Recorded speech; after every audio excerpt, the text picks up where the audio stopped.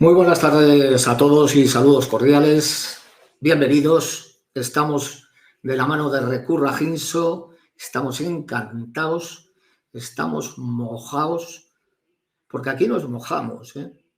Muchas veces, cuando tenemos la posibilidad de acercarnos a estos webinars, donde 500, 600, 800, como puede ser el caso, personas están deseando saber por dónde van a discurrir los caminos del tema que vamos a poner encima de la mesa, no crean, los primeros sorprendidos solemos ser nosotros, ¿no?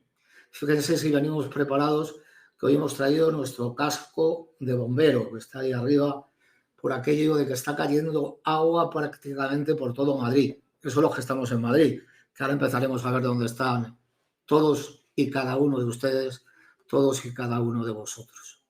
Estamos rodeados de familias educando en positivo. El objetivo ya saben cuál es y es siempre el mismo, ¿no? Pero no por ser el mismo nos cansamos de ser pesados. ¿Qué queremos? Pues apoyar a esas familias y a esos profesionales en la educación de niñas, niños, adolescentes, que promueven la parentalidad positiva y la resolución de conflictos en un ámbito muy específico que vivimos todos, lo hacemos a diario. Miren, casi ni nos enteramos. El ámbito familiar y el ámbito escolar. Pero ahora ¿dónde está? ¿En el escolar o en el familiar? Pues transitando. Estamos todo el día transitando de un sitio para otro. ¿Y qué queremos? Queremos poner en valor que no pasa nada, por ejemplo, por ir al psicólogo. Y nos rodeamos de psicólogos y nos rodeamos de psiquiatras y lo convertimos en uno de los leitmotiv de lo que nos vamos a encontrar a lo largo de la tarde en este webinar, que genéricamente se titula Una mente sana empieza en la infancia, ¿no? Pero siempre, siempre intentando educar en positivo. Y en eso estamos. Hoy vamos a intentar descubrir también factores claves en la salud mental infanto-juvenil. Son profesionales de Recurra Ginso, esos psicólogos, esos investigadores, esos invitados. Y esos bloques y ponentes que lo que hacen básicamente es echarnos plaf, luz, plaf, luz. Anoche tenía la oportunidad de impartir con esta voz, Dios mío, una conferencia sobre lo que fue el origen del turismo en Madrid. Cómo nació, cómo se producía aquel momento de convertirse Madrid en una parada y fonda, antes de ser capital del reino. Ahí estaban peleando Valladolid y Zamora y Toledo y Sevilla. Todas querían ser capitales del reino, pero lo consiguió Madrid. Y lo consiguió porque hubo mucha gente que pensó, que se paró y que dijo, es probable que podamos convertir Madrid en un lugar de parada y fonda. Pues este rollo que les estoy contando nos valdría para la psicología. Luego Javier Urra me dirá si sí o si no, o si estoy diciendo una barbaridad, pero nos valdría para poder salir a caminar. Y poder salir a caminar, algo debe estar pasando, que no acabo de entender qué es, pero quizá estoy metiendo la pata y no soy capaz de saberlo, si eso que me llamen directamente al teléfono. Eso que se convertía en parada y fonda nos daba la posibilidad de poder ir aumentando el grado de visitas en una capital del reino como la nuestra, como la de Madrid. Luego me dirá Javier, que tengo curiosidad por saber qué es exactamente lo que está pasando. Tengo por ahí a Beatriz Urra, psicóloga sanitaria, subdirectora clínica del Hospital de Día Recurra Ginso, y a la que quería ver físicamente porque por ahí anda con sus más pequeños. Hola, Bea. ¿Qué tal? Hola, Constantino. Buenas tardes. Hola a todos. ¿Cómo te encuentras? Encantada, encantada. Un placer estar aquí en una tarde un poquito fresquita y además voy viendo por el chat desde Canarias, Sevilla, Teruel, o sea que un gusto que estemos desde tantas partes. Bueno, qué suerte. Me he traído el casco de bombero, has visto, por si fuera necesario proceder a alguna intervención. Nos vas a tener que contar la importancia que padres y profesores conozcan cuánto y cómo se aplica, conozcan, digo, factores de protección mental. De esta manera, seguro que los jóvenes serán capaces de integrarlos adecuadamente y lograrán ser más resilientes, digamos, que es esta palabra que cuesta mucho decir, pero que luego es fácil de usar, ¿no? A ese cambio. Así que, Beatriz, cedo la palabra, su turno. Buenas tardes. Muchas gracias, Constantino. Nada, antes de nada de comenzar, dar las gracias en mayúsculas, desde luego a Constantino, que me hace mucha ilusión volverle a ver, que lo hace de lujo el poder guiarnos a todos los compañeros a través de estos webinars y de estos encuentros que hacemos.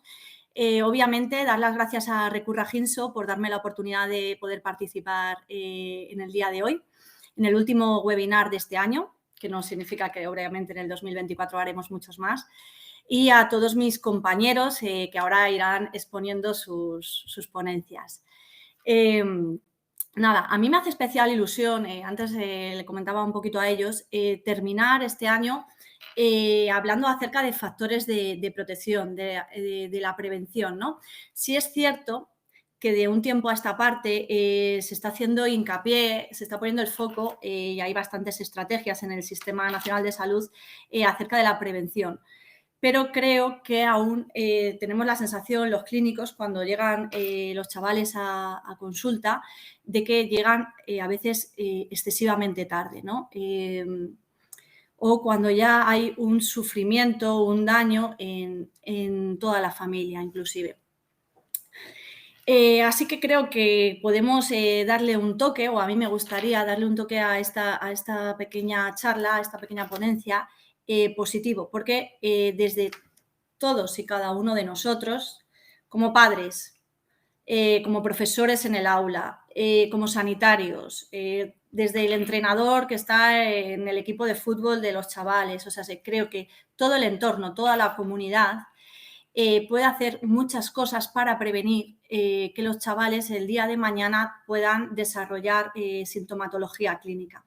Lógicamente, hay un estigma, ¿no? Hay una sensación, a veces cuando hablamos de adolescencia, no tanto de infancia, como una etapa dura, una etapa difícil, una etapa que a mí a veces hasta me hace gracia, ¿no? Hay padres que cuando tienen hijos adolescentes casi se les da hasta el pésame, ¿no? Uno dice, madre mía, la que te ha caído.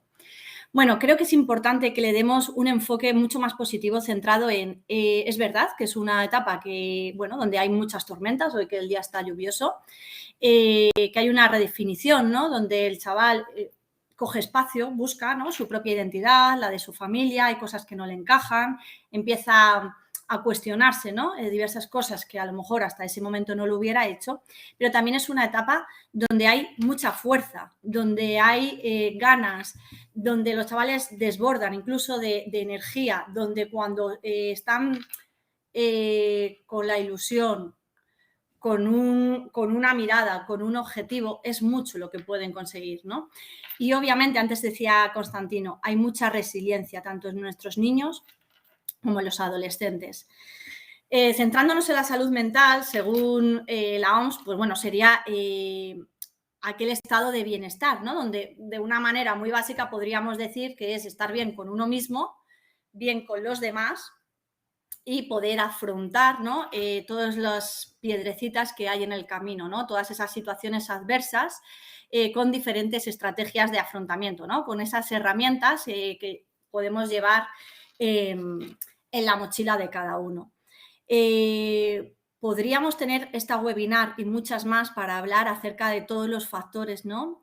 Que se entrelazan en la salud mental y hacen de ella, bueno, pues esta globalidad, ¿no? Serían aquellos factores sociales, aquellos factores biológicos o genéticos y todo lo que tiene que ver con lo psicológico. Desde luego que ya digo que podríamos ahondar bastante en ello, pero bueno, yo voy a dar simplemente una pincelada y entiendo que mis compañeros también bueno, pues hablarán acerca de ello.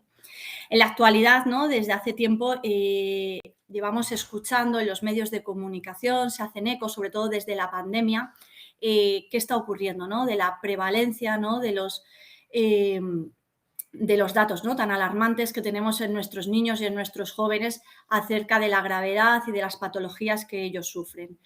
Es verdad que tenemos en consulta, se ven, ¿no? Trastornos depresivos, trastornos ansiosos, trastornos de la conducta alimentaria cada vez más incapacitantes que no permiten a los niños incluso muchas veces acudir a la escuela, socializar de una manera acorde a su edad, ¿no? Entonces, bueno, es cierto que parece que desgraciadamente se están agravando las situaciones de una manera bastante rápida. Ya digo que se están haciendo bastantes cosas, pero que todavía podemos hacer más, aunque también encontramos que los recursos muchas veces sanitarios se encuentran desbordados, ¿no? Nos dicen, no hay camas, ¿no? En hospitales de referencia en Madrid y en muchas comunidades. Los orientadores en los colegios, los propios profesores nos dicen, no sabemos muy bien ya cómo atender en las aulas, ¿no? A distintos chicos o chicas que presentan una problemática que lógicamente se le escapa a los docentes, ¿no? Entonces, bueno, sí parece, ¿no?, que lógicamente la pandemia del COVID ha sido un estresor brutal, ha hecho, ¿no?, que el pico de la prevalencia de este tipo de trastornos crezca enormemente, pero ya venía de hacia atrás, de décadas atrás, esta problemática. Me parece importante como ideas clave entender cuando estamos con un niño y con un adolescente. O sea, si que realmente queremos acompañarles a ellos y estar con ellos, lo primero es entender. Sobre todo un adolescente ha dejado de ser niño, pero no ha llegado a ser adulto, ¿no? Se tiene que redefinir, ya digo que está con muchos miedos, muchos fantasmas, que muchas veces lo expresa de una manera muy hostil, que muchas veces lo expresa o no lo expresa desde el silencio, lo puede expresar desde una angustia, desde conflictos en casa, conflictos con uno mismo, en situaciones más graves desde la autolesión, pero esto ya serían signos de alarma que a nosotros nos dicen algo hay que hacer, ¿no? Tampoco hay que patologizar, o sea, si muchas veces, yo soy la primera persona, ¿no?, que trabajo en el hospital de día, que soy psicóloga, y no siempre todos los problemas que tienen los chicos y chicas, gracias a Dios, son un trastorno de la salud mental. No, muchas veces alegremente se dice, ¿no?, y en los medios de comunicación, estoy depre. Bueno, cuidado, ¿no? Estar depresivo a estar triste, a tener cierta melancolía, no es lo mismo ni mucho menos. Volviendo a qué es la adolescencia, me parece que es verdad que es un momento de transición, un momento que puede ser convulso, un momento de crecimiento a nivel físico, a nivel emocional y donde los chicos y las chicas necesitan referentes. Me da la sensación que cuando los niños son pequeños, pequeños me refiero a las edades más tempranas, hay un cuidado por parte de todos, bueno, continuo, ¿no? Desde los pediatras, ¿no?, que nos enseñan, oye, tu hijo tiene que comer este tipo de dieta, oye, tu hijo tiene que hacer este tipo de estimulación. Parece como que hay una atención y hay un cuidado hacia los niños que a veces con los adolescentes empezamos a dejarlo aparcado, más que nada porque entendemos que ya ellos saben hacerlo y porque muchas veces ellos, bueno, pues no muestran mucho agrado a este tipo de pautas que se les da. Pero los estudios nos dicen la necesidad, ¿no?, de una dieta variada, de una dieta que sea equilibrada, ¿no? Está habiendo muchísimos trastornos de la conducta alimentaria con chavales que nos dicen he comido una vez al día o no sé qué he comido o he cogido algo, unas patatas fritas, ¿no? Esta es su alimentación, ¿no? También, lógicamente, seguir ciertas rutinas. Con rutinas me refiero a ciertos hábitos, ¿no? Parece que hay chicos y chicas, ¿no?, que se levantan cuando se despiertan, ¿no? Y muchas veces yo les digo, pero tú tienes despertador, ¿no? O el despertador es el padre o la madre, ¿no? Pareciera importante que cada uno pueda responsabilizarse de la hora en la que se levante, no tanto si tiene sueño o no, si el decir qué son las cosas que tengo que hacer. También muchas veces los padres en consulta nos dicen, es que Bea no ha dormido nada. Es cierto, vienen a la consulta y tú ves que el chico está todo el rato bostezando, tiene sueño. Claro, han estado mucho tiempo con el móvil, ¿no? Se les puede ver las veces que se han registrado. Entonces es muy difícil, ¿no?, que esa persona luego pueda estar activo en la escuela o pueda realizar algún tipo de deporte. El deporte también sería un factor de protección, ¿no?, para nuestros niños y adolescentes. Más allá de poder hacer ejercicio físico, que lógicamente nadie pone en duda de que es muy beneficioso, creo que también va acompañado de una serie de valores que muchas veces, bueno, pues no tienen o van desapareciendo. En el centro terapéutico en Recurra, a mí me llama la atención la cantidad de chicos y chicas que muchas veces han sido grandes deportistas en años anteriores, grandes, de verdad que compiten. Y en el momento actual tienen un nivel de sedentarismo muy, muy elevado. Bueno, hablaba antes, ¿no?, de hay una serie de valores que acompañan al deporte. Obviamente, esfuerzo, una disciplina, compartir, ¿no? No solamente voy a llevar yo el balón, no, voy a pasárselo a mi compañero, celebrar, ¿no?, cuando hemos ganado, celebrar cuando hemos perdido, bueno, el poder esforzarse. Son cosas que creo que es importante que mantengamos también en este tipo de etapa, que es verdad que es una etapa muchas veces de vulnerabilidad. Parece que, sobre todo los adolescentes, nos ponen, ¿no?, como una barrera y nos dicen, yo ya soy muy mayor, ¿qué me vienes a contar?, ¿no? Y nosotros a veces lo entendemos así. ¿Por qué? Porque miden 1,80. Es verdad que nos sacan una cabeza y uno dice, bueno, si ya, ¿qué le voy a decir? No, a mí me parece que es importante que mantengamos con ellos una rutina. Por ejemplo, en el hospital o en el centro terapéutico, bueno, está más que estudiado, cuando ellos tienen unos patrones, cuando ellos saben qué es lo que toca mañana, qué es mi tarea en el aula, qué es lo que tengo que hacer yo en el comedor, aunque sean tareas muy básicas, les ayuda, ordena su mente. Esto es importante, ¿no? A veces vemos un estado de confusión, de agitación, que desde luego lo que trae a la terapia es eso, ¿no? Un caos, ¿no?, que al final muchas veces se expresa de una manera muy explosiva, muy intermitente y muy impulsiva, pudiendo hacer daño a un tercero o, desgraciadamente, pudiendo hacerse daño a uno mismo. La Organización Mundial de la Salud, la OMS, nos dice, ¿no?, como cifra que entre un 10 y un 20% de la población infantojuvenil en todo el mundo presenta trastornos en la salud mental, ¿no? A mí me parece un dato tremendamente alarmante, ¿no? Pero ya digo que hoy estamos para ver qué cosas podemos hacer.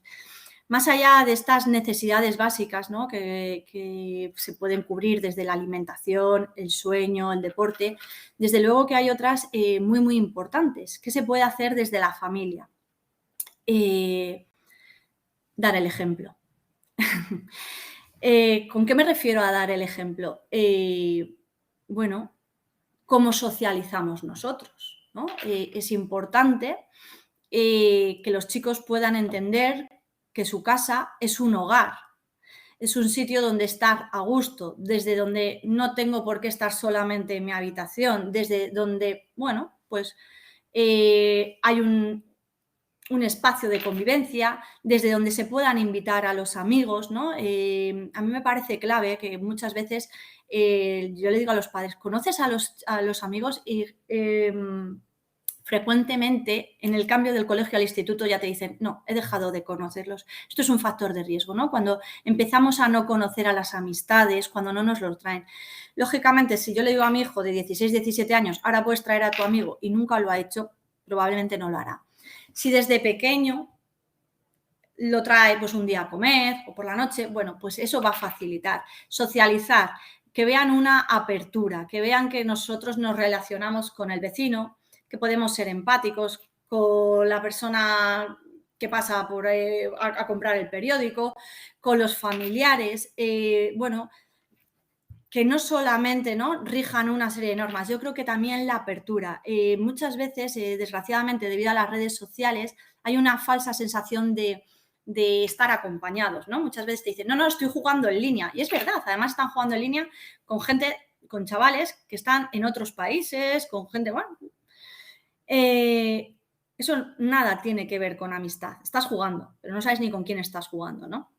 Entonces, a mí me parece importante, ¿no? Como poder tener ese espacio para que tanto la familia como nuestros hijos, bueno, pues que puedan ahí reunirse. Desde luego, no quiero hablar del colegio porque entiendo que puedan hablar Roy y Ricardo, pero también me parece, ¿no? Que el colegio, el aula, sería desde luego un espacio donde las familias también tienen mucho más que hacer, que solamente es el ámbito académico, ¿no? Se pueden hacer actividades deportivas y los fines de semana, que los padres cuenten un poco en qué trabajan, bueno, pues hacer actividades más de ocio, más lúdicas, donde al final, pues el engranaje consigamos, ¿no? Que todos participemos, digamos, de una comunidad. Obviamente, otro de los factores sería la comunicación.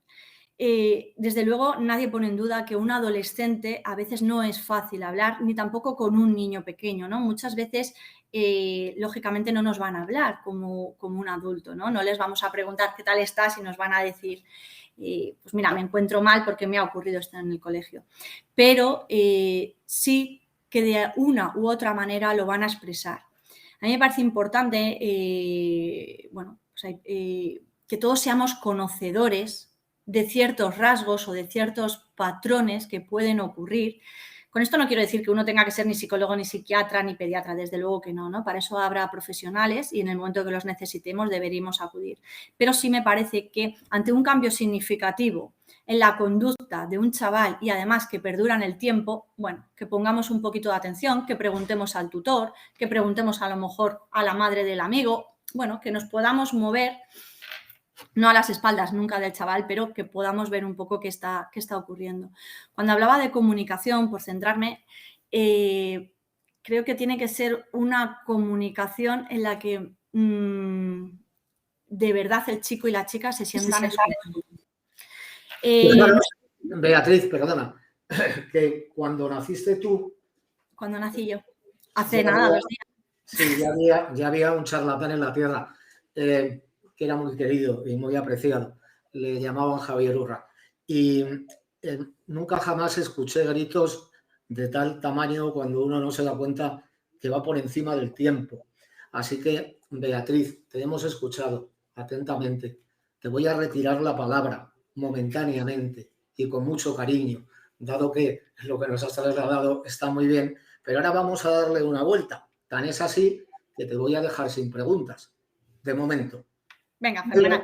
Pero voy a dar paso a Roy Álvarez, que es el director del Colegio Guzmán el Bueno, que nos va a presentar su siguiente ponencia, que es la formación y la información a familias en centros educativos, que yo siempre que le veo tengo la misma sensación, y es que está como metido en la mazmorra de este, ¿cómo se llamaba? Aquel de la película aquella que daba tanto miedo y que acababa haciendo unos éxitos. Yo es que soy muy joven, entonces hablo casi del Señor de los Anillos. No, eso no existía. Hace tanto tiempo, yo soy un poco más de la quinta de Beatriz y me meto en otras mazmorras más actuales, digamos. Pues vamos a ver si somos capaces de acercarnos a esa necesaria, entiendo, dime si coincides, transformación social que garantice el bienestar mental de los niños. No solo desde casa, no, sino también desde los coles. De esto, Roy, ya les digo, si escuchan, y le tengo que ceder 10 minutos exactos, es una auténtica autoridad y a gusto escucharle. Roy, su turno.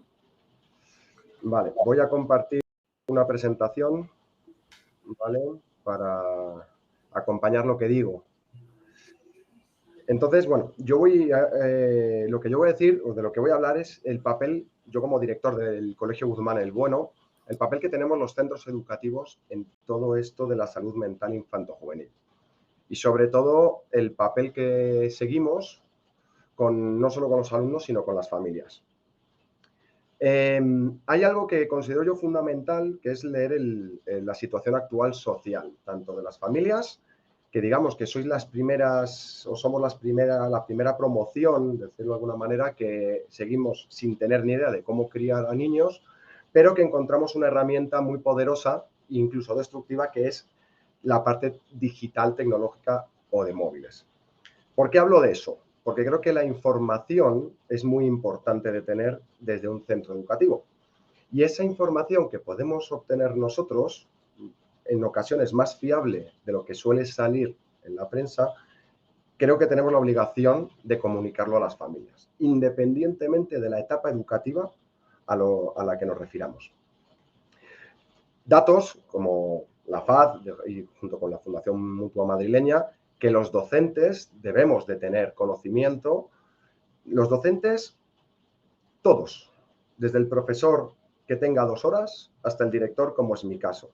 Y estas son las cifras que arroja este estudio de salud mental en los jóvenes, donde 2 de cada 3 tienen problemas de salud mental o buscan ayuda, 1 de cada 3 ha tomado psicofármacos, bueno, donde da igual de la clase social que tengan.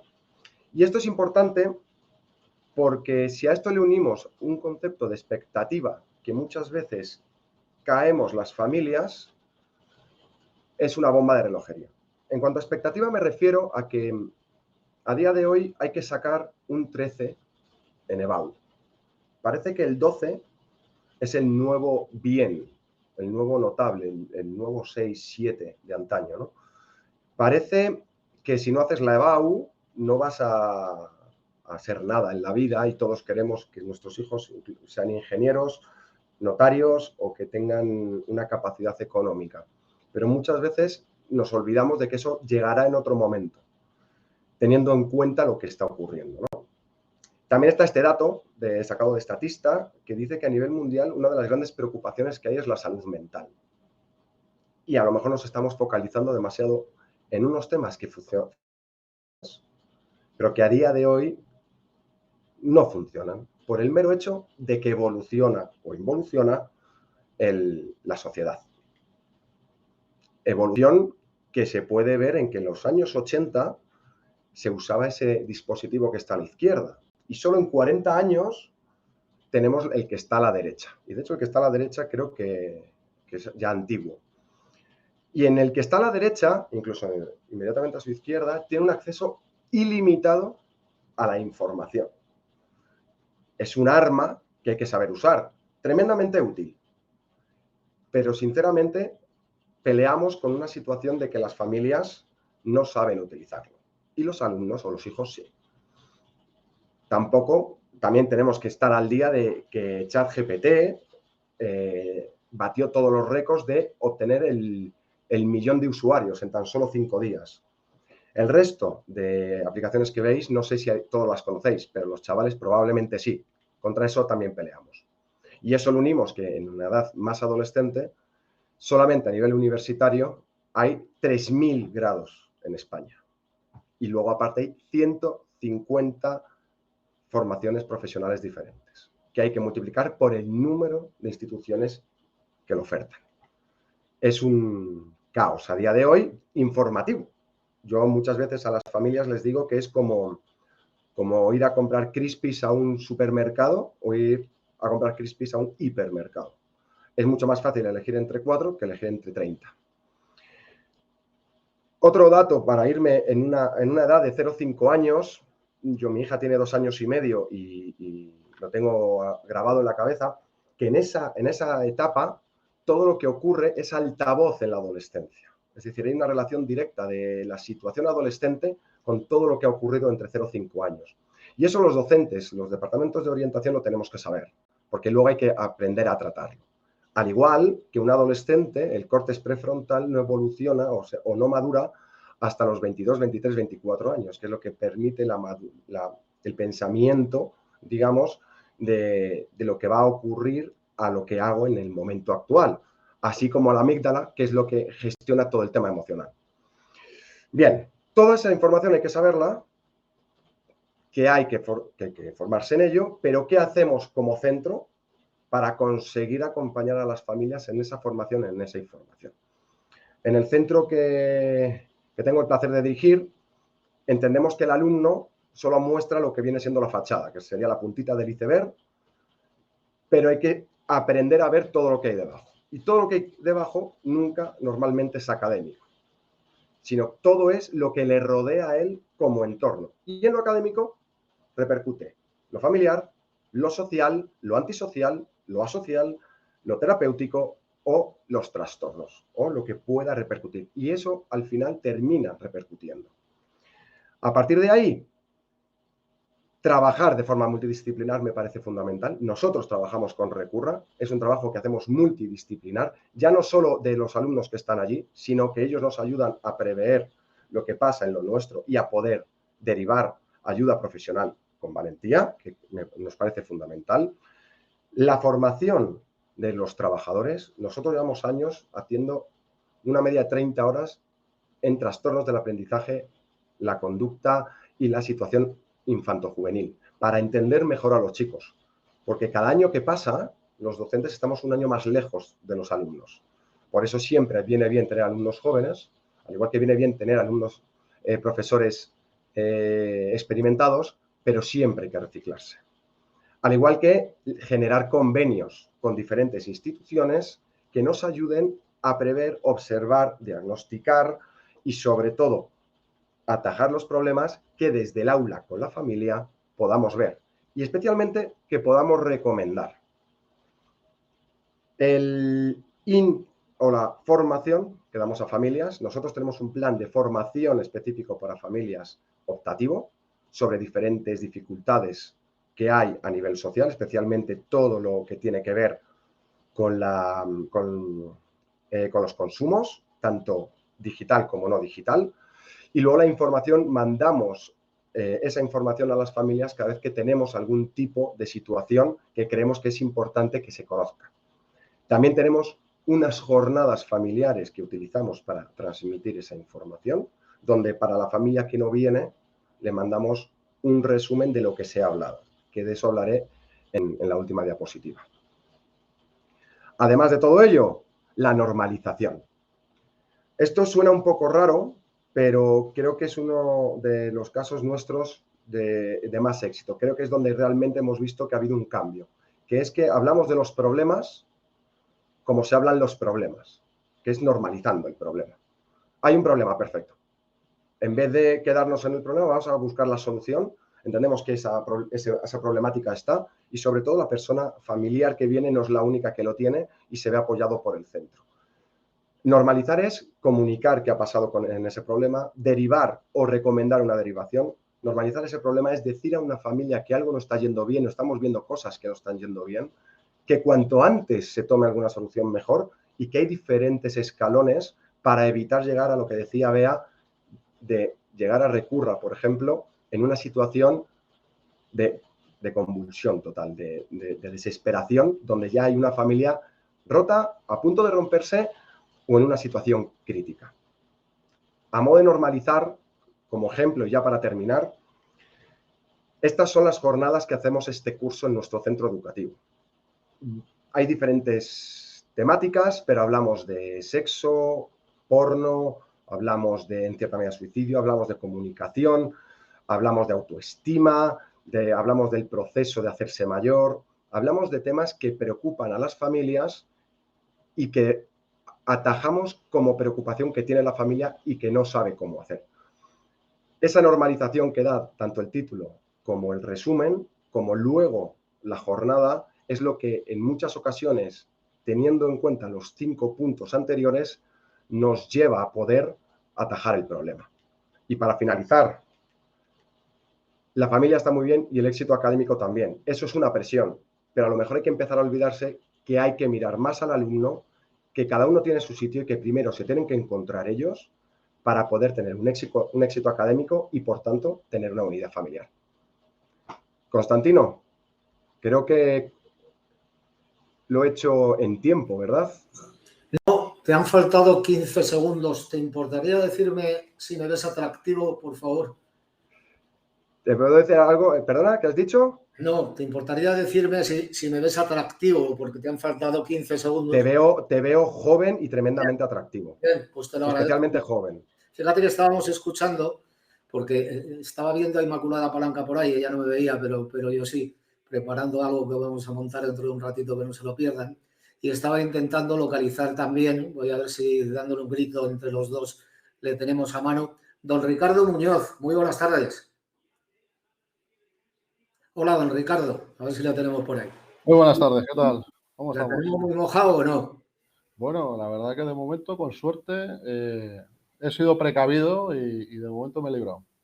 Oiga, ¿me destaca usted un titular solo de lo que ha dicho Roy? De eso que cuando estaba escuchando ha tenido que agudizar el oído para decir, a ver, el director de un cole, este joven, Pues a ver, prevención en la salud mental. sobre todo yo me quedo con algo que me toca mucho y es que además he sido parte del Guzmán el Bueno, puedo decir también, años atrás. La formación al profesorado es envidiable y es algo muy importante y que creo que en todos los centros se debería hacer. Con esa tenemos suficiente para poder darle a usted la palabra. El haber estado en los coles es obcecario, ¿no? Es fundamental haber pasado por ahí. Bueno, pues la verdad que ayuda, todo ayuda, las cosas como son. El haber estado en el colegio te da, pues bueno, te da poso y ayuda a afrontar los retos que tenemos, por ejemplo, aquí en el hospital de día, pues nunca mejor dicho, día a día, Sí, sí. que lo son. Hay que personalizar la enseñanza, y le dejo ya, lo Sí. prometo, para cada estudiante, adaptándose a esas necesidades individuales. Y si es así, dígame cómo se hace, porque por grupos ya es complicado, pero Pues mira, individual. voy a entrar en ello ahora después y yo es una perspectiva que tengo que hay que tratar de individualizar todo lo posible. Está claro que es difícil porque además los ratios no nos lo ponen fácil cuando pues bueno, te enfrentas a una clase numerosa. Pero hay otras maneras, como luego diré, como puede ser el ponderar a todos por igual y el saber que no todo el mundo aprende por igual. Por tanto, a ver, quería poneros una presentación para poder seguir mejor la exposición, ¿vale? Este es el título que yo he elegido, que es el reto docente de proporcionar respuestas apropiadas, teniendo en cuenta el qué, pues la diversidad del alumnado, cosa que día a día va siendo mayor. Como podéis ver, y ya me han presentado, soy Ricardo Muñoz y trabajo en el Hospital de Día Retiro como profesor. Lo primero que quería afrontar es qué significa ser docente. No sé si todo el mundo lo tiene claro, porque al final el hecho de ser docente todos lo basamos en que, bueno, que es enseñar, ¿no? Enseñar unas tareas, enseñar unos contenidos y no solo es enseñar. Lo primero que tenemos que hacer que es mediar entre el estudiante y su entorno. Ese entorno no solo familiar, no solo académico, sino incluso el medio, esas amistades que tienen y hacerles ver algo muy importante que ellos no saben y es que son una fuente de conocimiento. Ellos mismos son una propia fuente de conocimiento y todos ellos tienen una gran fortaleza dentro. No todos, como digo, saben aún que la tienen, pero tenemos que hacerles ver que toda persona, tanto adulta como joven, tiene esa fortaleza y tenemos que trabajar en ella. Hay que llevarlo a cabo y que ellos mismos se den cuenta, ¿vale? Decíamos, no todos aprenden por igual, eso hay que tenerlo claro, ¿de acuerdo? Por tanto, no pues, las mismas actitudes para todos. ¿Y qué tenemos que hacer? Generar ambientes, distintos ambientes dentro de un aula, en mi caso dentro de aquí del hospital, que nos lleven a todos a qué? A descubrir, a investigar cosas nuevas, a motivarnos por aprender. Vamos a hablar de la diversidad. Claro, ¿qué es la diversidad, no? Podemos decir, básicamente es lo diferente, la variedad. Y debemos centrarnos en lo diferente y en la variedad. Si queremos una educación inclusiva, es fundamental. No podemos dejarlo atrás. ¿Qué tipos de diversidad tenemos? Bueno, vamos a verlo. Tenemos la cultural. Estos primeros creo que no necesitan mucha explicación, que es la cultural, la sexual, esta diversidad de género, ¿no? La diversidad de medios socioeconómicos y en la que yo me quiero parar y destacar un poquito es la diversidad de capacidades, ¿vale? Como decíamos, diversidad de capacidades tanto físicas como intelectuales. Y claro, y podemos pensar, ¿qué hacemos? Pues es muy sencillo. No es fácil, pero es sencillo de entender. Tenemos que adaptarnos a cualquier alumno, a cualquiera de ellos. ¿Para qué? Para que cada uno de ellos tenga un desarrollo óptimo y lleguemos a lo máximo, a lo que cada uno pueda dar. Vamos a individualizar esas tareas, vamos a individualizar este aprendizaje. ¿Por qué? Porque no todos aprenden igual. Y claro, decimos, si tengo un grupo numeroso, ¿qué hago? ¿Cómo puedo yo individualizar? Está claro que cada uno puede ir a su ritmo. De esta manera vamos a ponderar a todos por igual. Lógicamente he de poner unas notas, he de poner unas calificaciones.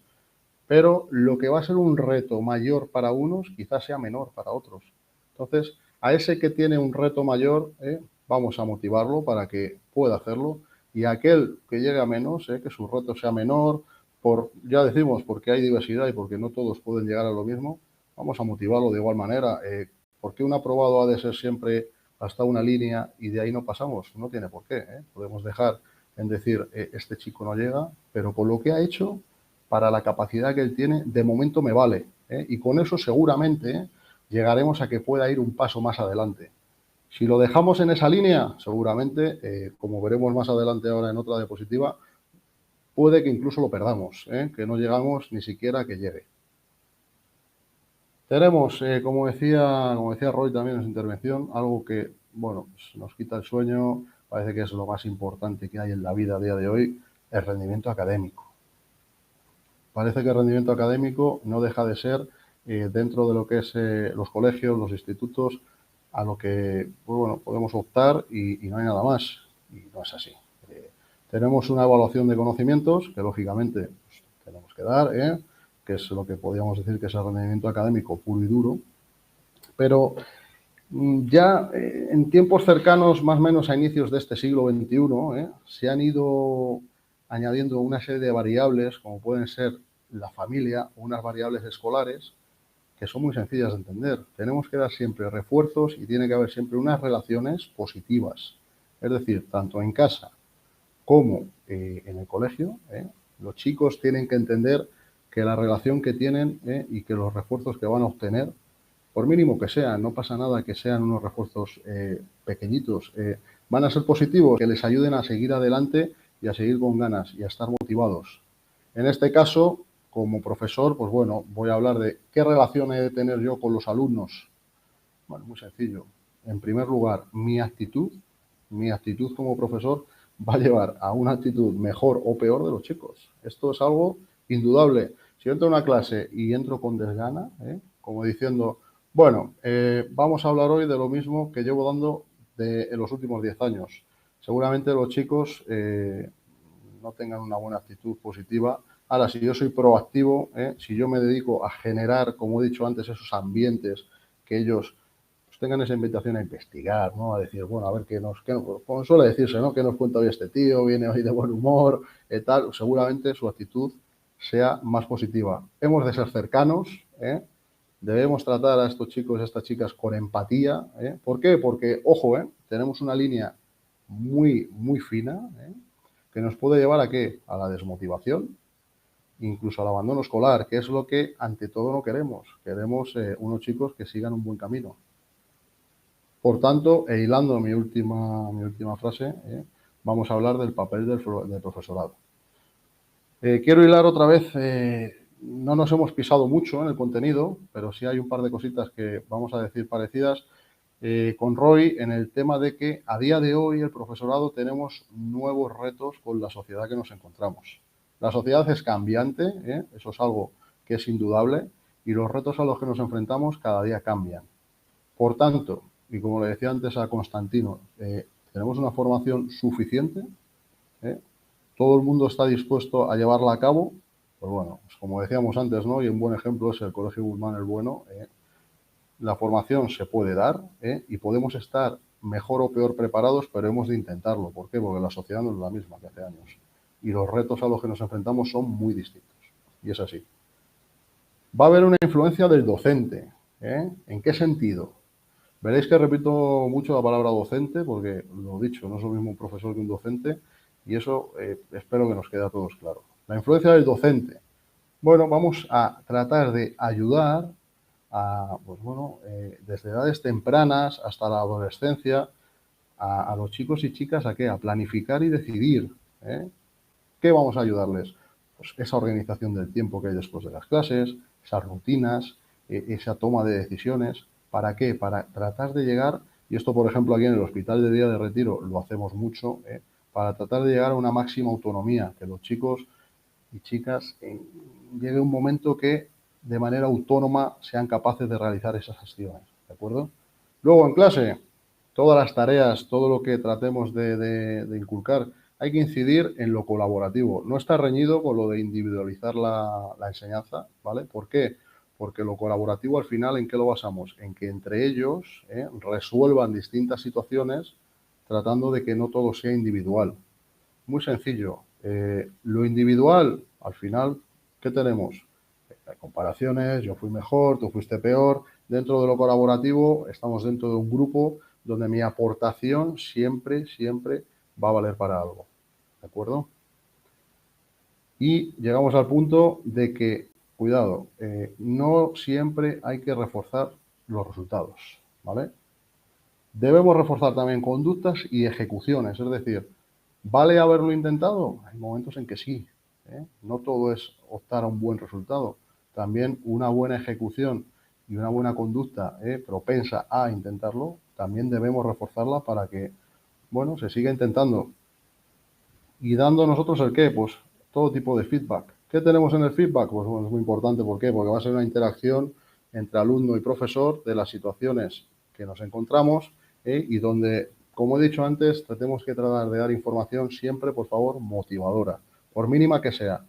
Ya sé que no es fácil, hay momentos en los que diremos, es que no acabo de encontrar algo donde a este chico, a esta chica yo pueda. Siempre hay que encontrar algo, aunque sea mínimo, que lo motive para seguir adelante, ¿de acuerdo? Tendremos unos feedback, por ejemplo, de ejecución, dando respuestas ante todo correctas a distintas situaciones. Si hay respuestas negativas, tratemos de convertirlas en correctas de la mejor manera que podamos, ¿de acuerdo?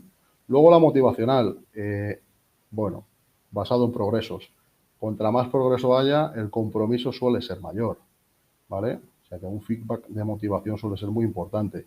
El atribucional, es decir, vamos a tener éxitos y vamos a tener fracasos, lógicamente.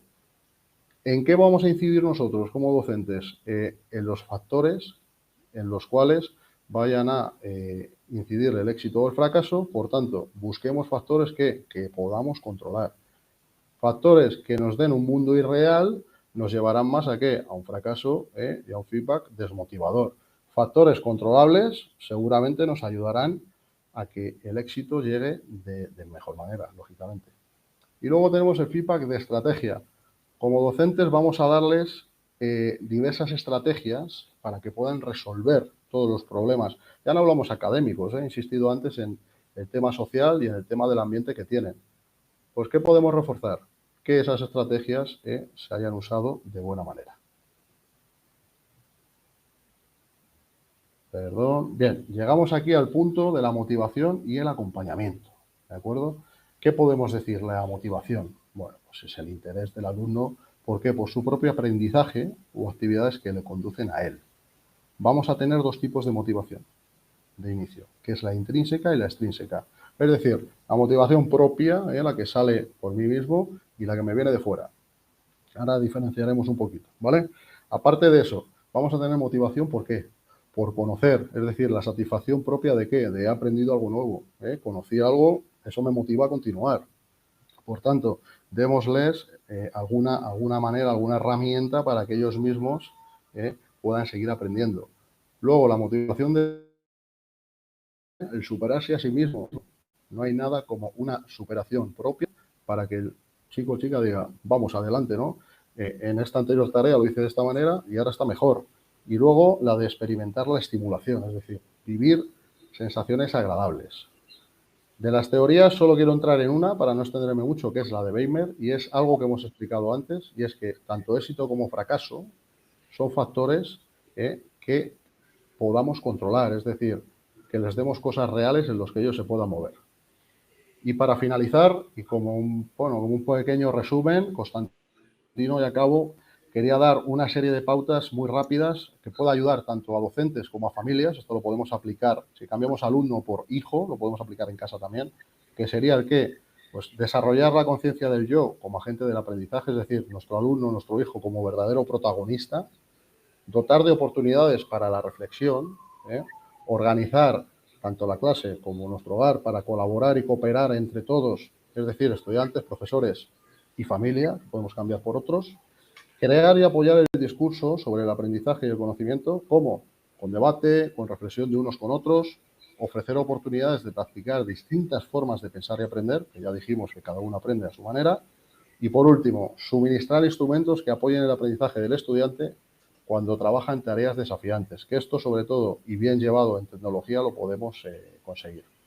Bueno, con esto espero que hayamos abordado el tema y nada más, habríamos finalizado. Seguro que sí, en parte, porque fíjate cómo se lo vamos a dejar a Cristina Cuadrado, ahora después de un par de preguntas, cuando nos hable del impulso a la salud mental infantil en situaciones adversas. Es decir, ¿qué pasa cuando nos encontramos en ese punto en el que tenemos que decir marcha atrás, marcha adelante, aceleramos, deceleramos, nos estamos pasando? Vamos a hablar de ello. Es que tengo aquí una pregunta para Roy, al que le pido que aparezca en pantalla, si es tan amable, y que decía si nos podía trasladar los desafíos identificados al implementar estrategias de prevención en esa salud mental en el entorno escolar donde él trabaja y sobre todo cómo se puede superar, digo un poco como aperitivo a lo que vamos a entrar ahora, Rob. Es una extensa respuesta, pero intentando ser conciso, yo lo que me he encontrado ha sido la dificultad de remar todos en la misma dirección, tanto profesionales como de la educación, docentes, como profesionales de la salud mental, familias y todo lo que rodea al chaval, incluido el chaval. Y la mentalidad que hay. Parece todavía que ir al terapeuta es al loquero, y es todo lo contrario. Parece que entrenar la mente es de persona débil y el que va al gimnasio es persona fuerte, aunque se quiera poner en forma. Y ese cambio de paradigma es el que cuesta más, siendo conciso, en mi opinión. Y a partir de ahí tenemos que hacer algún tipo de gimnasia no física, que es fortaleza, sino venga Roy, tírate a la mental. Yo, una cosa que funciona mucho cuando estoy con familias o con alumnos es predicar con el ejemplo. Yo voy a terapia todas las semanas y puedo decir que no tengo ningún problema más allá del que pueda tener una persona normal, que me considero, con una familia normal, sin grandes lujos ni nada. Pero voy simplemente por eso, por estar preparado para cuando vengan situaciones y porque creo que al igual que voy al gimnasio o hago ejercicio, el tener un rato para mí, solo para mí, de ego puro, donde puedo hablar y trabajar sobre mí, es un tiempo que no vale dinero. Y eso ayuda mucho. Entonces, creo que empezando por la cabeza, en este caso que soy yo, funciona bien. Y como inciso, acabamos de empezar un proyecto con los profesores donde hay una sesión a día de hoy trimestral que quiero subir, psicológica, para todos los docentes de mi centro que quieran. Fíjate que sería algo muy parecido.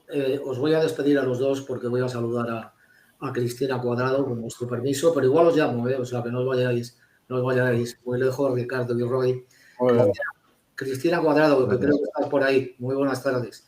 No sé si mojada o no mojada, pero desde luego aquí sigue lloviendo. Ya sé que nos está llegando de toda España y que está todo absolutamente igual. Y a Cristina, pues casi enlazo con la pregunta, ¿no?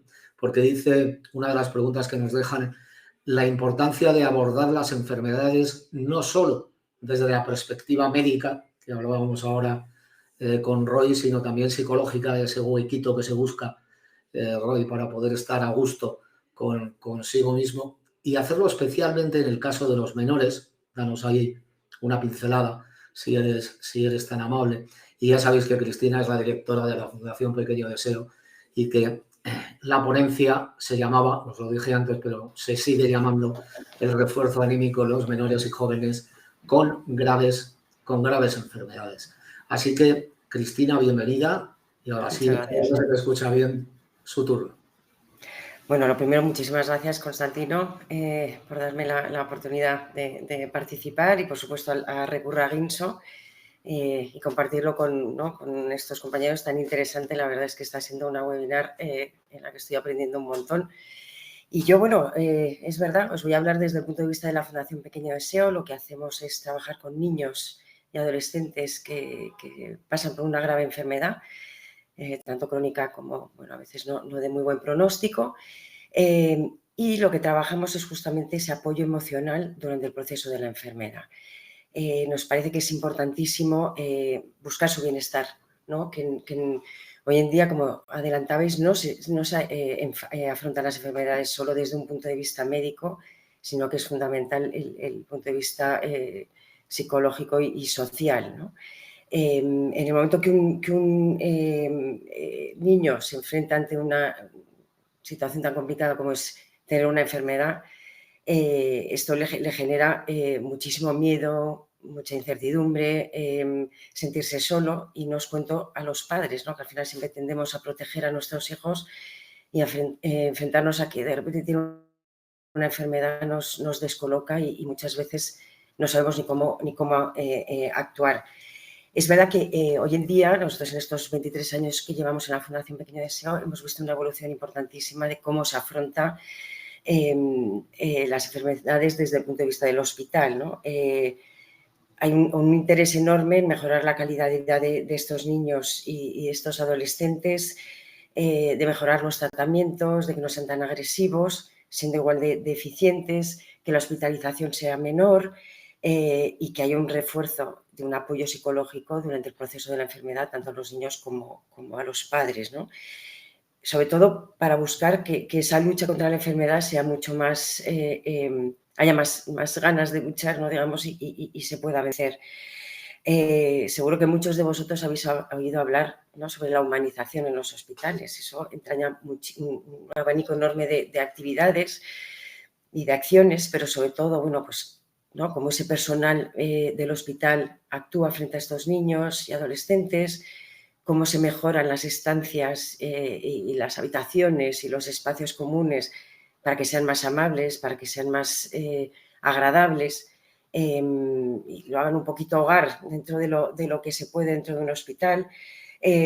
También que haya una intervención de agentes externos, como puede ser la Fundación y otras muchas, ¿sabes? Que les ayude a que ese acompañamiento sea más agradable, pues los payasos, la terapia con perros, creación de espacios verdes como tal, ¿no? De jardines, mayores actividades de ocio.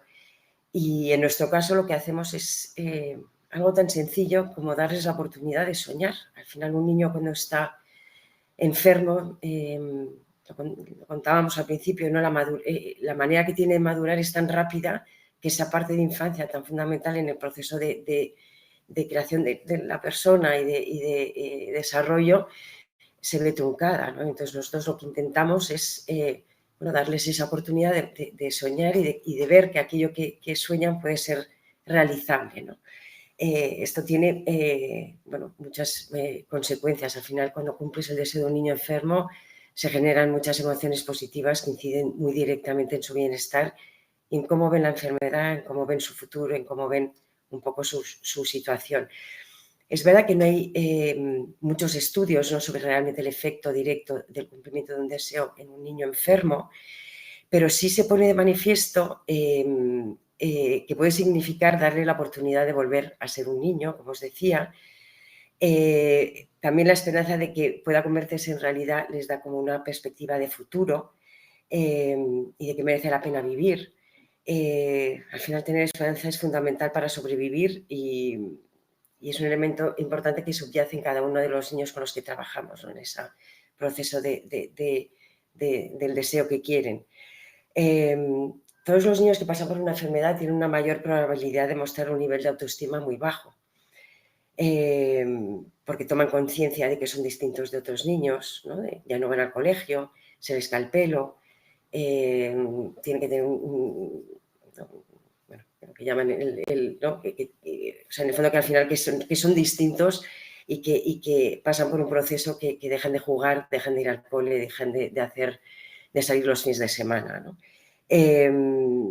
Baja su nivel de actividades diario y sobre todo tienen unos sentimientos de soledad muy, muy grandes, ¿no? Una manera de equilibrar estas emociones, de permitir su expresión y de sentirse de nuevo un niño es mediante el cumplimiento de un deseo, porque es como una parte del tratamiento, ¿no? Ya los médicos los tienen en cuenta como diciendo, bueno, dentro del proceso del tratamiento de quimioterapia, de radioterapia o de otros tratamientos, no solo del cáncer, acuden a nosotros para que en ese momento incidamos, ya que están bajos de ánimo, y a través del cumplimiento de un deseo, de hacerles soñar, de generar esa expectativa, pues se hace sentir mucho más fuertes y con ganas de luchar.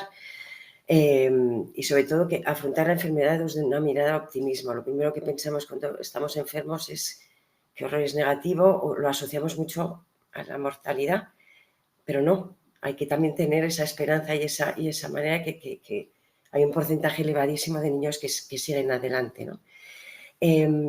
Y lo que queremos también, o sea, todos los que intervenimos dentro de estos aspectos para ayudar a los niños enfermos, es crear ese sentido de normalidad y que bueno, pues que pueden tirar adelante y generar esa fuerza, ¿no? Las familias, pues el que puedan participar en el cumplimiento de un deseo, porque les hacemos cómplices desde el minuto 1, les ayuda a evadirse de ese ambiente hospitalario diario tan duro y de las cargas, ¿no?, que tienen al día a día. Además, el papel que tengan los padres en el proceso de la enfermedad es importantísimo. Al final es el espejo en el que se fijan los niños y necesitan también sentirse fuertes y animados para que todo sea un poquito más llevadero. En los más de 20 años que llevamos trabajando y más de la oportunidad que hemos tenido de trabajar con más de 6.700 niños, los deseos han sido muy variados, ¿no? Desde cosas de poder ser algo, poder conocer a alguien, poder tener, poder ir. Os podéis imaginarlo, pues desde ver el mar por primera vez, el poder conocer a un cantante, el poder tener un perrito al que cuidar, o simplemente el poder ser princesa por un día en un palacio. Lo que hace es que les alejamos un poco de su día a día del hospital, de los tratamientos, de la dureza, y les reforzamos emocionalmente como con un poco de luz en todo ese proceso, ¿no? Y nosotros lo que nos dimos cuenta es que realmente tenía un efecto importante en su bienestar, por lo que decidimos hacer un estudio sobre realmente qué efecto tenía nuestro trabajo en la mejoría y en la enfermedad, ¿no? Y en cómo afrontaban esa enfermedad. La verdad es que las conclusiones han sido muy interesantes. Ahora estamos retomando ese estudio, ¿no?, un tiempo después para continuar analizando más efectos, que pasa 10 años después de haber cumplido el deseo. Pero en ese principal que hicimos, es que igual que hay muchas circunstancias estresantes que se dan durante la enfermedad, es posible experimentar emociones positivas. Me parece que esto es un dato importante, no solo negativas, también positivas. Encontramos también una mejoría con el tiempo en la satisfacción vital, en el optimismo y en la calidad de vida. También que el deseo genera cambios afectivos. Los niños, ¿no?, os hablaba antes de la soledad, de repente se sienten más acompañados. También favorece el cambio en otras dimensiones del bienestar, ¿no? Que tiene una visión más positiva de la vida, mejores relaciones, mayor perspectiva respecto a valores más generales de la vida y un mayor conocimiento y experiencia sobre la enfermedad, ¿no? Hemos evolucionado mucho. Antes la enfermedad era un tema tabú. Se va normalizando, existe, es una realidad. Hay niños enfermos y enfermedades muy complicadas. Pero también si les hacemos que vayan hablando de esas enfermedades como algo que forma parte de nuestra vida, también cómo lo afrontan va a ser muy, muy distinto, ¿no? De cara a los padres, pues ven que el mundo es un poco más justo. Y en el caso de las madres, dice muchísimo sus fortalezas del amor y de la gratitud. También hay una mejora de la percepción en las madres de cómo la salud de sus hijos y su funcionamiento en actividades cotidianas, ¿no? Y además ven un cambio en sus hijos en que además les genera un mayor espíritu de lucha. Te veo, Constantino, es que me estoy alargando mucho, ¿no? Debe ser eso. No te preocupes, que estoy aquí, tienes 1 minuto y medio y una pregunta. Dime. Así que termina la reflexión. No, lo que quería decir es que al final qué importantes son esas entre situaciones donde los niños sufren y tienen una enfermedad. Es importantísimo todo lo que podamos generar de actitudes positivas que les ayuden a afrontarlo mucho mejor. Nos está demostrado que no solo cumplir un deseo, que por supuesto, sino muchas otras actividades, como es el apoyo psicológico que dan, como es el que haya aulas hospitalarias para que puedan continuar con sus estudios, porque les hace sentirse normales. Y como hay todas esas actividades de ocio y de ayuda dentro del proceso que los hace normalizar y sentirse mucho más fuertes ante esto. Cristina, en medio de todo ese trabajo, de esa capacidad de trabajo, algunas de las preguntas que nos llevan es ¿qué pasa cuando, sin duda, hay algún tema que está ahí, que no quieres destacarlo de una manera especial, pero que cerrarías los ojos y darías todo lo que tienes por decir? El año que viene, este no se nos escapa, le conseguimos. ¿Pasa eso en la Fundación? O sea, de deseos que no podamos llegar, ¿quieres decir? Que estáis en ello, pero que se está complicando mucho y que nos tienes ahora que pedir ayuda a todos. A ver, también hay que pensar que hay muchos niños, o sea, la imaginación de los niños es muy amplia, pero no siempre piden cosas muy complicadas, ¿vale? O sea, va en medida también de cómo son los niños. Pide esas. No, pero te quiero decir que al final son cosas sencillas y lo que queremos es que estén lo más apoyados posible, que no pierdan la capacidad de soñar y que esos deseos que a veces nos parecen como difíciles, pues con la buena voluntad de la gente, que es lo que conseguimos mover nosotros, ¿no? Sacar lo mejor de cada uno, se consiguen hacer. Si te digo la verdad, no nos encontramos en deseos que no podamos hacer. Lo que nos limita es el estado de salud del niño y que quizás ese tercero que tiene que intervenir, pues en ese momento no puede, pero a insistencia y empeño no nos ganan, eso te lo puedo asegurar. Cristina, dice María Antonia, ¿no será más importante conseguir ese impacto positivo en el chaval por encima de lo que es la petición, un impacto positivo duradero en la salud mental de esos menores? Por supuesto, pero es que esto tiene un efecto enorme en su salud mental, ¿no? Al final lo que consigue es que tenga un bienestar, ¿no? Y una forma y una calidad de vida un poquito mejor. Entonces, todos estos impactos, es lo que decía en el estudio, o sea, tiene una incidencia bestial en su bienestar, ¿no? Y en la manera que tiene de afrontar la enfermedad. Conoces bien a Inmaculada Palanca, ¿no? Bueno, porque trabaja en el hospital, claro que sí. Infantil y de adolescencia del Hospital Universitario Puerta de Hierro en Majadahonda. Inmaculada, ¿estás por ahí? Palanca, siempre la tenemos prevista para poder acceder a ella y dar la entrada, porque la pregunta sería la misma, Inmaculada, ¿no? Al final quizá no consigas el objetivo último, pero ¿dónde está el objetivo último? Está en poder dar esa fuerza, en poder trasladar esa fortaleza al menor, independientemente de que se consiga o no el objetivo. Sin duda. Es decir, el objetivo desde luego es llegar al menor y en muchos casos específicamente al menor, ¿no? Porque una de las cosas que voy a comentar yo, ¿no? Estas dificultades, ¿no? Que a veces nos encontramos en el contexto que rodea al menor y lo importante que es llegar a él, ¿no? Y hacer que ponga en marcha los recursos que tiene, ¿no? Rescatar la parte sana que tiene, porque siempre hay una parte sana o no dañada y tirar de ella, ¿no? Para conseguir que salga. Pues vamos a ir ahí después de tu intervención. Le pido que esté atenta, no obstante, a Cuadrado, porque volveremos también a ella una vez que escuchemos a Inmaculada, cuyo turno ya es, les decía que era jefa de psiquiatría infantil y de adolescencia del Hospital Universitario Puerta de Hierro, Majadahonda, y algunas cositas seguro que nos va a dejar encima de la mesa, así que adelante y es tu turno, Inmaculada. Muchas gracias, Constantino, y muchas gracias a Recurra Guinso por haberme invitado a participar esta tarde. ¿Me podéis poner la presentación? Perfecto.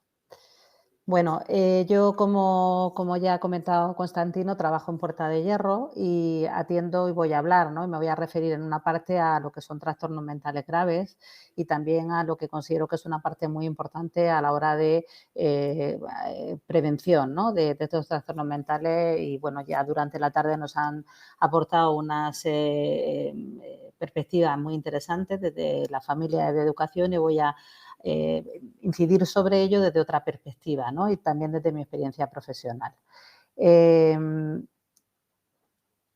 Lo que nosotros, o sea, la realidad, ¿no? asistencial es que la mayoría de los adolescentes que acuden a urgencias o que ingresan en la unidad de hospitalización de adolescentes lo hacen por ideas de muerte y por intentos autolíticos. Y estos adolescentes tienen unas características que son muchos de ellos comunes, ¿no? Que es un bajo control de impulsos y entonces, vale, pues sí, tienen trastornos de conducta, tienen también dificultades en el control, en el manejo, ¿no? De las emociones negativas, especialmente la frustración y la ira, y a veces, pues, unido a una baja autoestima, ¿no? Pues se producen autolesiones, que sabemos que son muy frecuentes, pero sobre todo quiero destacar, ¿no? Lo que a nosotros nos llega, que es la enorme soledad que considero que tienen estos adolescentes. Vemos adolescentes muy perdidos, ¿no? Muy solos y con necesidad de ser vistos. Y no me refiero a ser vistos en el mal sentido de las redes, ¿no? Sino a ser vistos por sus familiares, ¿no? El no tener esto, ¿no? Pues muchas veces le lleva a una búsqueda inadecuada de esta visibilidad, ¿no? De este ser tenido en cuenta, pues a través de lo que ellos llaman relaciones tóxicas o incluso a través de redes sociales, involucrándose en conductas de riesgo. Pero realmente lo que nos encontramos es que todos estos pues adolescentes que ingresamos, que tratamos, reciben un diagnóstico de trastorno de salud mental, que sería esta punta del iceberg, pero si profundizamos un poco debajo, ¿qué hay debajo de eso? Pues muchas veces nos encontramos dos cosas. Dificultades importantes en la relación vincular con sus principales figuras de apego, que son sus padres, ¿no?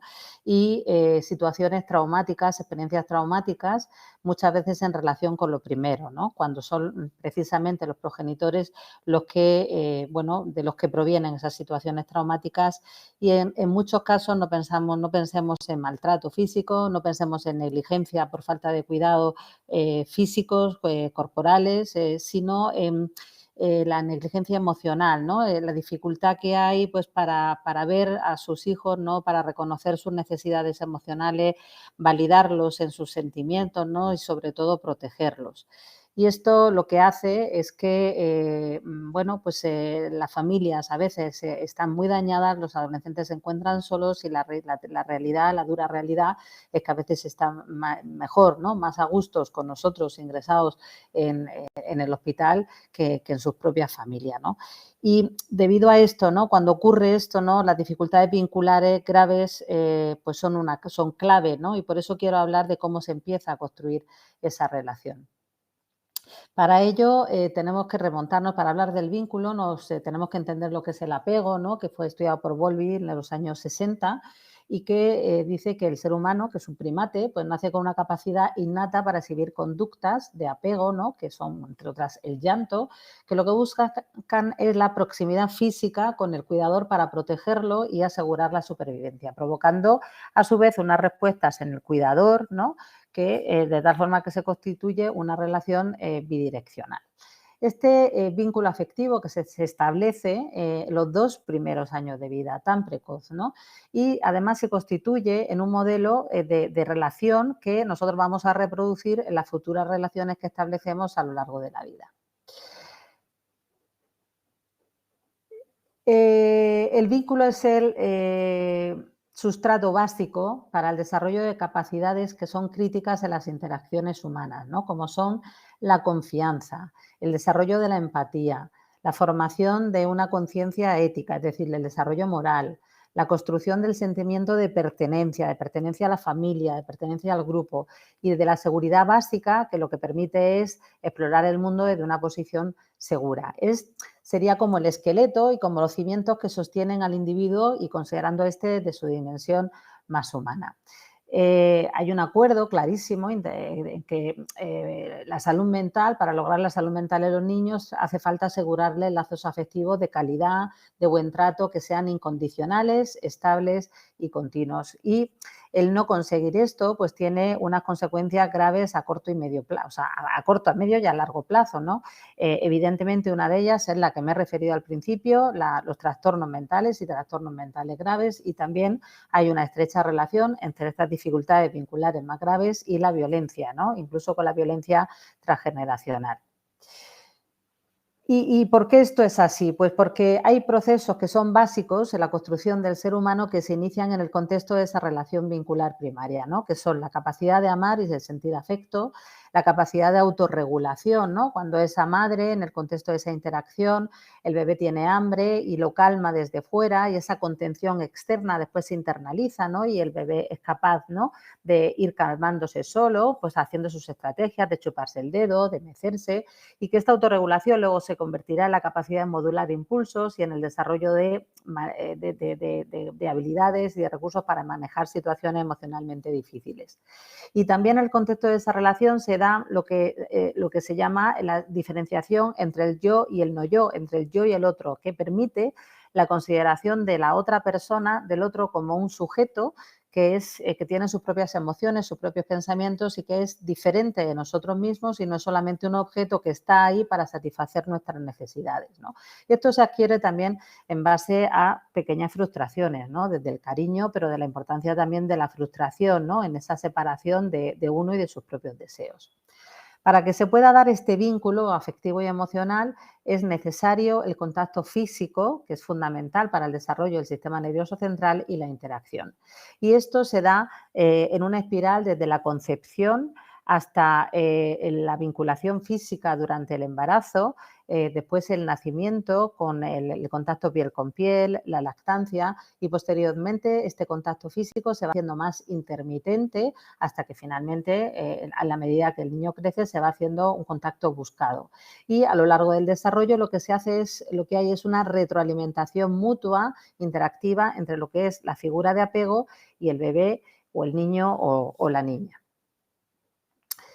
¿Y qué condiciones son necesarias para que se pueda establecer un vínculo sano? Pues es necesario la presencia, obviamente, del cuidador, pero también la estabilidad de ese cuidador, una estructura dentro de estos cuidados, la continuidad dentro de esos cuidados en el tiempo y, muy importante, la predictibilidad, es decir, que las respuestas, que lo que el niño, el bebé, se va a encontrar de parte del otro lado sea algo predecible y no cambiante en función, pues, de las circunstancias o de cómo esté la otra persona. Y aquí entran en juego lo que son las capacidades parentales, que son fundamentales, ¿no? La primera de las cuales es la capacidad para vincularse afectivamente de los padres, ¿no?, de las principales figuras de apego, que depende también de su propio modelo de apego y que depende a su vez de su historia personal. Por otro lado, la capacidad de empatía, es decir, la capacidad de leer y de la sensibilidad para detectar los estados internos, ¿no?, del bebé, cómo se encuentra, de empatizar con ellos y de dar respuestas contingentes, es decir, en el momento adecuado y coherentes con la emoción o con la situación de necesidad que está experimentando el bebé o más tarde el niño. Y esto va evolucionando a lo largo del desarrollo de una aceptación incondicional del bebé con su enorme demanda de cuidados físicos en ese momento, de alimentación, de limpieza, etcétera, a posteriormente, a lo largo del desarrollo, pues ir siendo capaz de establecer una educación, ¿no?, desde lo afectivo, los límites y también la capacidad de protección del menor. Y con el añadido en cuanto a la exigencia, el desafío de que, como las necesidades son cambiantes a lo largo del desarrollo, hace falta también una cierta flexibilidad para ir siendo capaz de leer esas diferentes necesidades a lo largo del desarrollo y adaptarse a ellas. Realmente ya hay una evidencia científica muy consolidada de que a lo largo del desarrollo, el desarrollo humano y las conductas son fruto de una interacción entre la vulnerabilidad genética y el ambiente. La cuestión es que, no siendo la carga genética algo modificable, o al menos de momento, realmente lo que donde podemos intervenir es en el entorno cercano, y la importancia que tiene ese entorno cercano para el desarrollo y de la persona. Y este entorno es el cuidado de la madre y también el cuidado en los lugares donde están los niños cuando no están con la madre a lo largo de su desarrollo. Por eso, para mí, lo importante, ¿no?, de lo que es la salud mental perinatal en cuanto a, como he dicho antes, ¿no? En el momento, desde el momento de la concepción, ¿no? Más ahora en todas estas situaciones de técnicas de reproducción asistida, ¿no? Con mamás que tienen experiencias de embarazo, unas experiencias también en los partos, con una mayor o menos psicopatología, mayor también la involucración del padre o de la otra madre, ¿no? En función de las familias nuevas en los cuidados, en esa relación de pareja y el entorno social y económico que envuelve y que permite que haya esa disponibilidad mental en las figuras de apego para poder vincularse con un bebé que viene con un estado de salud, con un temperamento, que es un sujeto activo dentro de esa interacción. Y la cuestión, ya para finalizar, ¿no? Es que nos encontramos en que, en que estamos en unas condiciones ahora mismo de crianza en estas primeras etapas de la vida que pueden amenazar la formación de un vínculo sano, ¿no? Precisamente porque pueden dificultar estas necesidades de presencia, estabilidad, continuidad, estructura y predictibilidad en la interacción con las personas, ¿no? Con los cuidadores, que son fundamentalmente, por supuesto, además de las situaciones de maltrato o negligencia que destruyen el vínculo, ¿no? Esa posibilidad, todas las situaciones que dificultan este contacto físico inicial, bien por hospitalizaciones, por enfermedad médica, las separaciones precoces debido a bajas maternales, ¿no? Pues a lo mejor reincorporaciones muy prontas, en las situaciones de institucionalización, y no hablo de centros solo de protección, ¿no? Sino también de las guarderías, donde van los bebés, ¿no? Que hay a veces pues un recambio de cuidadores muy intenso, ratios de profesionales inferiores a las necesarias, y luego cuando están en casa, pues a lo mejor los padres también tienen unas largas jornadas laborales en situaciones y aunque no estén fuera, pues están dentro, están teletrabajando, pero con un nivel, digamos, de exigencia, ¿no? Y una dificultad, ¿no? Para poder estar disponibles emocionalmente. Por lo tanto, y ya finalizo con lo último, creo que es fundamental, ¿no? Pues todas esas intervenciones, ¿no? que van destinadas a fomentar el vínculo seguro, pues son de prevención de trastornos mentales y por supuesto, también de disfunciones familiares muy dolorosas para todos y también de disfunciones sociales que creo que están ahí. Y esto es todo. Muchísimas gracias. ¿Crees que finalizas? ¿Me estás escuchando? Te escucho, sí. Vale. Pero no es verdad, porque claro, aquí nos sale una última pregunta que dice: Inmaculada, me gustaría saber cómo se puede desterrar ese estigma otra vez asociado a los problemas de salud mental en la infancia y la adolescencia. ¿Cómo afecta esto a la búsqueda de ayuda por parte de las familias? ¿Dejaremos de hablar de esto en algún momento, de ese estigma? Saludos desde Madrid. Pues, a ver, yo creo que se está avanzando contra el estigma de los trastornos mentales, pero yo creo que es la información, ¿no? La información me parece que es fundamental en la lucha contra el estigma, porque hay mucho mito, mucha desinformación, y esto contribuye, ¿no? Cada vez que hay un acto violento, lo primero que se piensa es que está mal de la cabeza o que tiene un trastorno mental, y muchas veces esto, la mayoría de las veces, no es así, y los enfermos mentales son más víctimas que agresores, ¿no? Por ejemplo. Y desde luego que influye en la búsqueda de ayuda, porque impide, los niños y los adolescentes no vienen solos a la consulta. De hecho, en algunos países se plantea que puedan ir solos los adolescentes, pero aquí eso no es posible. Y si hay un estigma, pues los padres también les cuesta mucho más trabajo buscar ayuda para ellos, ¿no? Entonces, desde luego que es una barrera para la búsqueda de ayuda para niños y adolescentes. Palanca, en algún momento dejaremos de hablar de esto, o Cuadrado, en este caso, que la tenía por ahí esperando, es decir, desaparecerá ese concepto de estigma. Bueno, le damos tiempo para que pueda, porque la he pillado así por sorpresa, porque hoy en el final me decía Javier Urra que estaría bien hablar de la guía de parentalidad positiva de Recurra Ginso, ¿no? Y eso no estaba nada mal. No estaba nada mal, y más si le tenemos a él por aquí. Así que, Javier Urra, andas por ahí, que no te veo. Muy buenas tardes. Saludos cordiales, que le gustaba tanto decir a él cuando hacía más radio de lo que hace ahora. Claro, cómo no, mi querido amigo. He seguido con suma atención una magnífica webinar, no podía ser de otra manera, con tu batuta, con tu cariño, con tu afecto, con tu saber repartir papel y luego con las personas que nos han acompañado. Quisiera significar a Alicia Santos y a Cristina Arana, que no se les ve, pero que han estado muy encima para que esto salga. Bueno, y luego felicitar a los ponentes. Me ha gustado mucho que lo coordine Beatriz Zurra, porque yo, como dice Constantino, ya la vi nacer y, por lo tanto, nada mejor que proyectarse en el futuro. ¿Qué decir de Roy Álvarez, que además trabaja con muchísimo rigor y así lo sabemos y le conocemos? Habéis escuchado a nuestro querido Ricardo, con qué serenidad. El otro día, en el Hospital de Día Retiro, que está en la calle Roncesvalles, estaba con 10 chicos a su alrededor hablando de álgebra y los tenía abducidos. Hay que ser muy buen profesor para conseguirlo.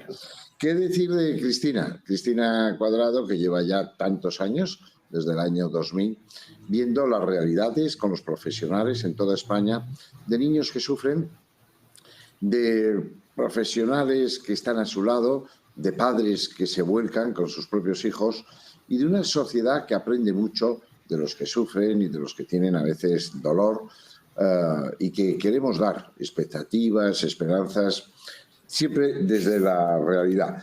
Y para acabar con una verdadera conferencia magistral de breve espacio temporal, que es la que nos ha aportado María Inmaculada Palanca desde el conocimiento, con palabras como el vínculo, como el apego, en fin, que nos ha hablado de lo esencial y que ha dicho frases que alguna la citaré en los medios de comunicación. Las personas afectadas de trastornos mentales, de enfermedad mental, son más víctimas que verdugos, porque siempre queremos creer, Constantino, que la gente todos son buenos, que nadie es malo y que por lo tanto tiene que ser un trastorno mental transitorio. Bueno, no es así. Y muchos hombres que matan a sus propios hijos o a su pareja en nada están enfermos. Tienen rencor, tienen odio, pero esto es otro tema. Bueno, decía nuestro amigo Constantino Mediavilla, primero, agradecerte el esfuerzo que haces, Constantino, por estar. Saber que Constantino, aparte de magnífico periodista, de director de Madrid Diario, etcétera, es cronista de la villa, es cronista de la villa. Por lo tanto, como decía él, de la capital del reino. Es verdad que me han nombrado embajador del Parque del Retiro y cuando doy un paseo, pues si veo algo raro, le aviso de lo que hay por allí. Bueno, y hablaba de la psicología de una ciudad abierta. Yo creo que Madrid, una característica que tiene es esa, que es abierta a todas las personas, a todos los personajes, que se enriquece. Hoy, cuando todo se focaliza, cuando todo es contra los demás, cuando hay una gran endogamia, es muy importante, ¿no? Saberse que nos une, de verdad, lo distinto, lo diferente y que nos enriquece. Es decir, los otros. Me ha parecido una webinar que juzgarán las personas que la han seguido y que, por lo tanto, son parte eficaz de la misma, factores clave en la salud mental infanto-juvenil. Y seré breve. Hemos sacado, miren, una guía de parentalidad positiva. Esto está en Recurra Ginso. Lo hemos hecho de una manera muy sencilla. Si se mide a la parentalidad, la gente lo valora, las propias madres y los propios padres. Si el nivel de eficacia es, vamos a ser elegantes, básico, el color que aparecerá es rojo. Si es medio, pues aparecerá el amarillo, el ámbar. Y si es un positivo, alto, aparecerá el verde. Está basado en distintos libros, en muchos trabajos, y se divide en distintos aspectos. Por ejemplo, ámbito que nos decía nuestra psiquiatra, afectivo y vincular. Cómo se satisfacen las necesidades fisiológicas, el estar cómodos en las expresiones, las verbalizaciones. Va explicando todo, el padre, la madre, saca sus propias conclusiones de todos los aspectos de la comunicación familiar, etcétera, etcétera. Es breve, es una guía breve, pero breve en el sentido de condensada. Es muy proteínica. La autoestima, la empatía, el ámbito educativo, en fin, se ha resumido todo para hacerlo como es ahora la sociedad, clara. Y al final, sí es verdad que dentro de todo lo que es cuidemos la salud mental, aparece familias educando en positivo, que lo hemos visto en Ricardo, lo hemos visto en Roy, y por lo tanto la página para valorar. Alguien nos ha preguntado ya, ¿y los profesionales podríamos hacer un pasaje? Naturalmente que sí.